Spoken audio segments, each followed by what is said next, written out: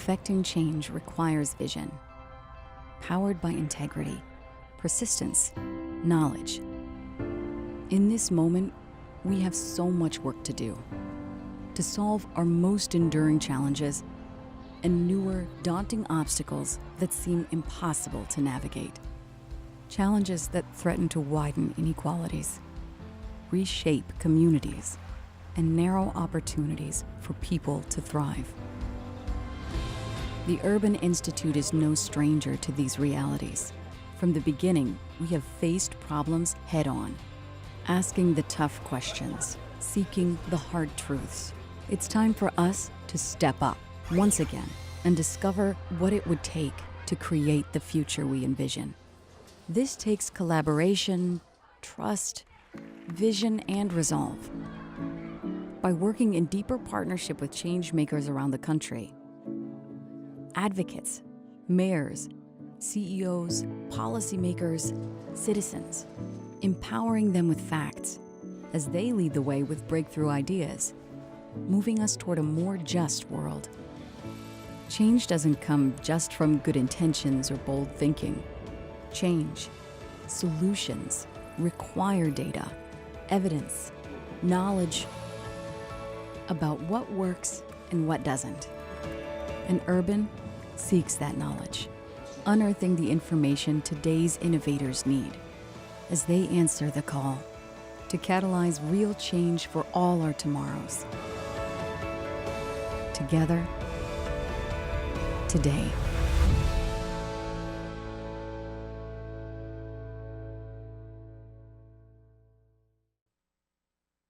And now, please welcome President of the Urban Institute, Sarah Rosen Wartell.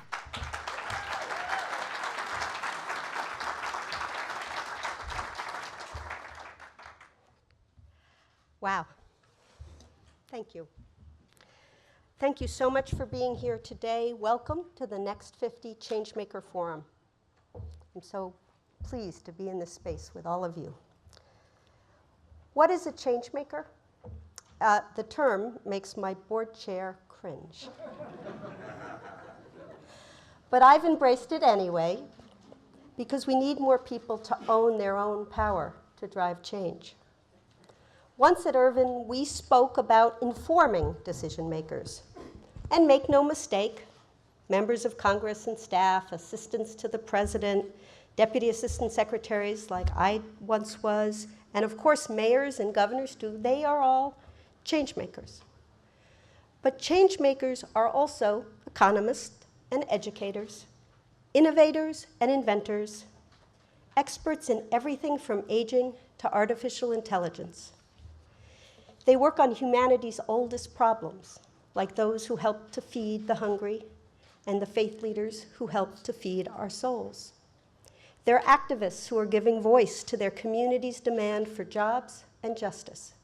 And they are philanthropists and investors, CEOs and social entrepreneurs.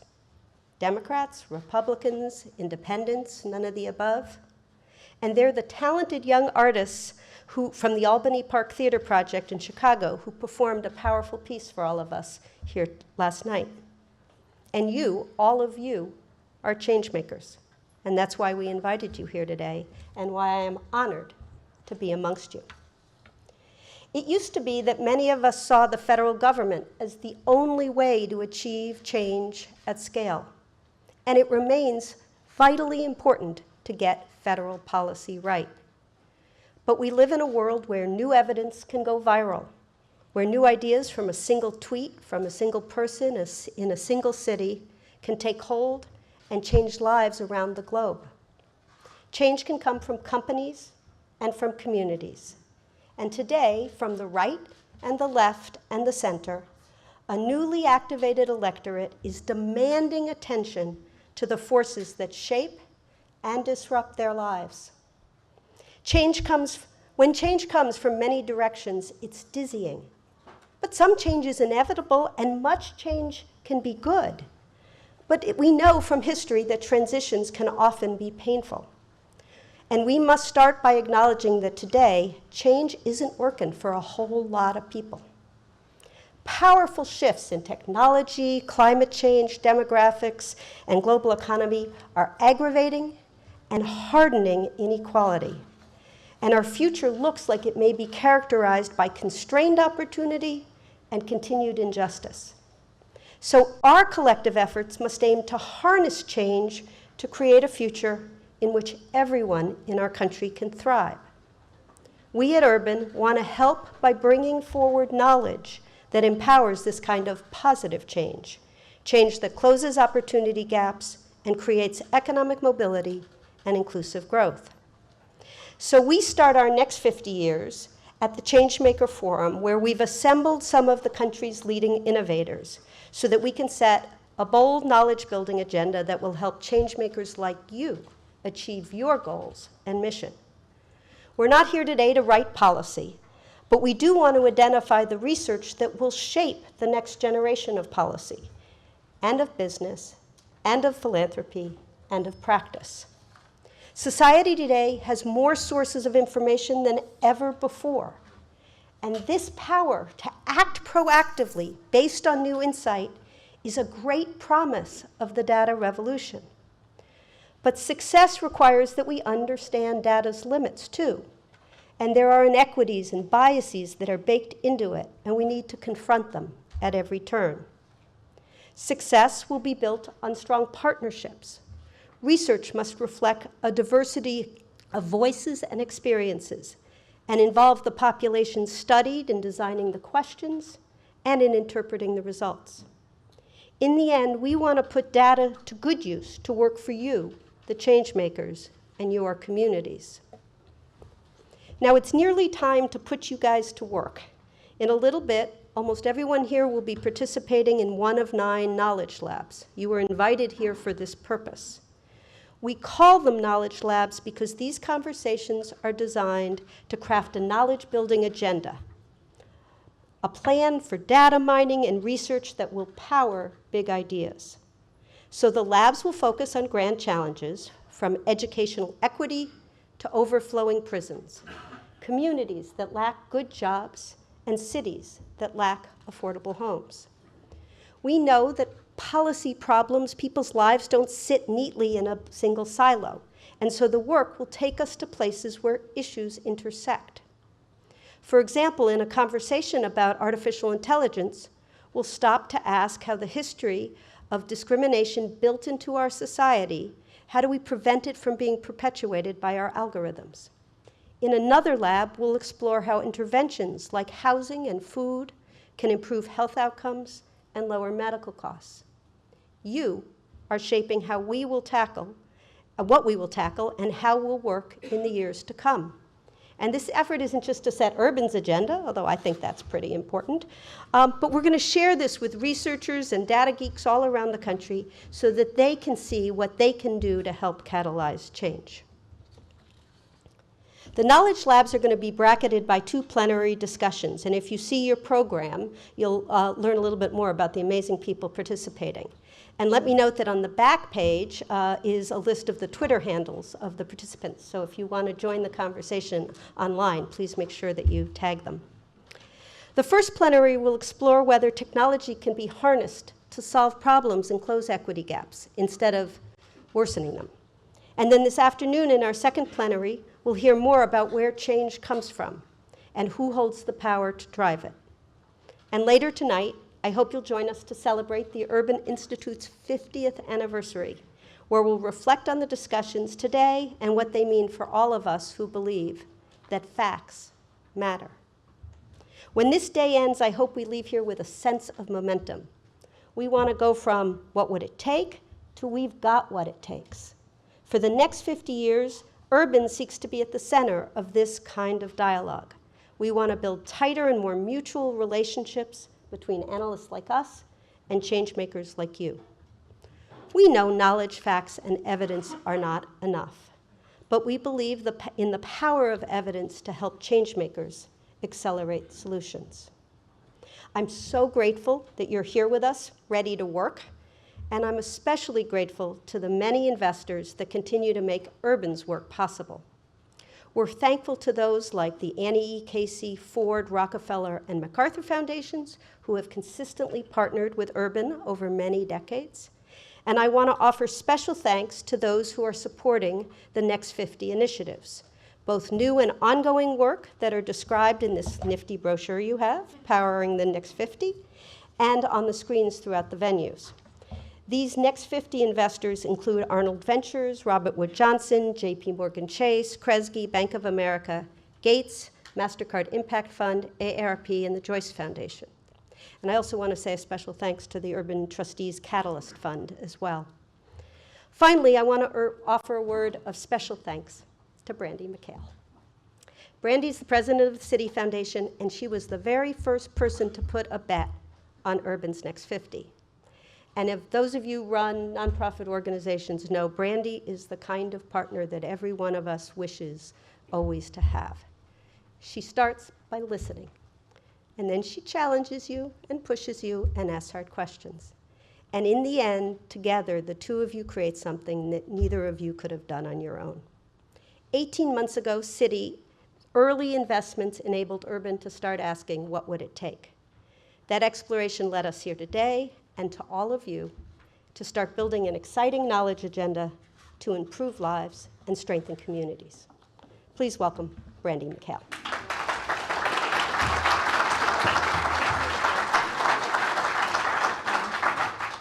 Oh my goodness, that was a heck of an intro. I'm so happy to be here. First of all, I would just say thank you for whoever decided the little podium behind the podium so I can see all of you. I really appreciate that. Already the day is a success. But I'll just say, you know, walking into this building and now having the chance to look from this perch to see all of you, you know, I was a kid who grew up in New Haven, Connecticut. New Haven was an original model city. I was a graduate student at the New School for Social Research, where some of the best community development researchers did their work and taught others, inspired others. And I'm a Ford Foundation alum, and Ford was an original founding member, funder of the Urban Institute. So I just have to say, when I say it's truly an honor to be here with you, it is really an honor to be here with all of you today. And I'll just correct one small thing. So when Sarah reached out more than a year ago, 18 months, requesting support to enable Urban to look back on 50 years and look forward on 50 years, you all know the truth. Who could say no to Sarah? Okay, let's be honest. I knew already from the minute the conversation started, the check was in the mail. But I like your story better, Sarah, so thank you. But really, it was a no-brainer for us because at the heart of the Citi Foundation's mission is to support organizations dedicated to leveling the playing field for all people, regardless of their backgrounds. So again, this just made sense for all of us, and we know it made sense for all of you as well. And that's because for a half century, Urban has been the North Star of actionable research, not only on the impacts of the government's war on poverty, but also the private sector's more recent efforts to advance economic opportunity.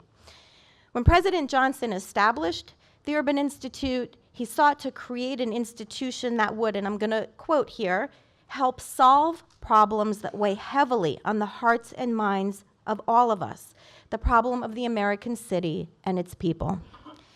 It is really hard for those of us that have been working in this field for so long to imagine or remember, but before the creation of the Urban Institute, there was no organization in the United States solely dedicated to researching cities. And while we can praise Johnson's vision for creating this beacon of knowledge and research into all things urban for generations to come, actually, Johnson was really responding to a very practical challenge.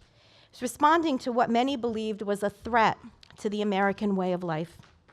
The riots of the 1960s tore at the very fabric of society and prompted distrust in the establishment and spurred flight from our cities that ultimately led to massive disinvestment. Now, we all know, those of us in this room, that in response, the federal government created a slew of new social service programs designed to restore our communal trust in government, civic institutions, and society in general. And President Johnson was so wise to recognize that he also needed a trusted ally to assess, is this actually working? Really came down to the idea of making sure that we had data to dispel rhetoric. That was 50 years ago. I feel the need for data to dispel rhetoric every day now, still. So over 50 years, Urban has delivered that high-quality research that is relevant, impartial, trustworthy, and accessible. And, you know, I don't want to underestimate this focus on accessibility, because as Sarah noted, today's decision makers aren't just federal policymakers and administrators deeply steeped in these issues, but today's decision makers also include state and local government officials, private sector business leaders, activists, organizers. And what is really similar to what we saw 50 years ago in the 60s, young people who care deeply about the world around them, but don't necessarily trust our leaders, whether in government or business, to be fair and honest. And so I think trust is really at the heart of why Urban matters. In the past decade, trust in all institutions has steadily eroded. In fact, this year's annual Edelman Trust Barometer revealed that level of trust in institutions has changed profoundly just in the past year. And just in case you were wondering, it is not moving in the right direction. While 2/3 of people do report that they trust their employer to do what's right, this is a significantly higher level than how they feel about nonprofits, NGOs. Trust levels are at 57%, business 56%, government 48%, media 47%. Look around the room. Look at the person next to you. That's all of us. And I don't know about you, but I know that I'm unwilling to live a life where only half of the people I meet actually believe in me and trust in me and my institution. We have to do something about this. And one of the primary reasons for this lack of trust in the system is that inequality is on the rise. You'll hear throughout today, and we all know this, the war on poverty may have begun in the 1960s, but it is not yet won. And similar to President Johnson's quandary of 50 years ago, today's society faces an existential threat rooted in a pervasive lack of trust. If we are going to be effective, we have to acknowledge this trust gap and address it. So where do we start? How do we rebuild this trust? Well, first, like President Johnson, I believe we need a trusted ally that can deliver impartial research and facts. In this polarizing time, yes, Sarah, the facts still matter, and they matter more than ever. The Urban Institute has consistently demonstrated the power of facts to deepen understanding amid division, to inspire solutions, and shape important decisions.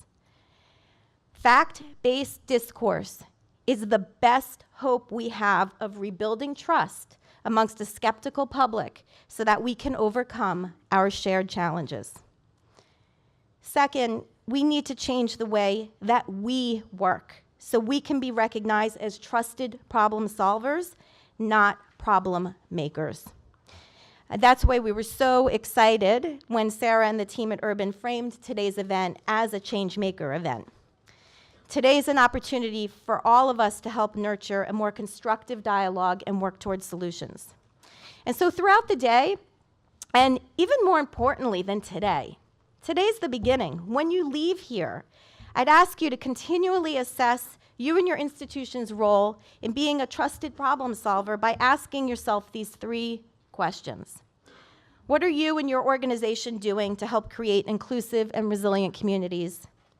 How can you and your institution use not just your financial resources, but use your voice to help drive dialogue towards solutions? And are you and your institution walking the talk? Are you doing the right things for your own people and the communities that you work in? Now, today is not just about coming up with new ideas. We have all been to far too many events where we just talk about ideas after idea after idea. Today is really, I feel like it's the beginning of our journey to work together in new ways as trusted allies energized and motivated to drive what my colleagues at Living Cities refer to as dramatically different outcomes. As a grant maker, I know there is no deficit of good ideas out there, but timing is everything, and we need to act now and together invest in a few big ideas that can help turn the tide back to shared prosperity for all. So on behalf of all of my colleagues at Citi and the Citi Foundation, I want to thank you all for coming here today. I am personally grateful for the chance to be here with all of you, and I look forward to rolling up my sleeves with you in the Knowledge Labs this afternoon and developing game-changing, change-making innovations. Thank you.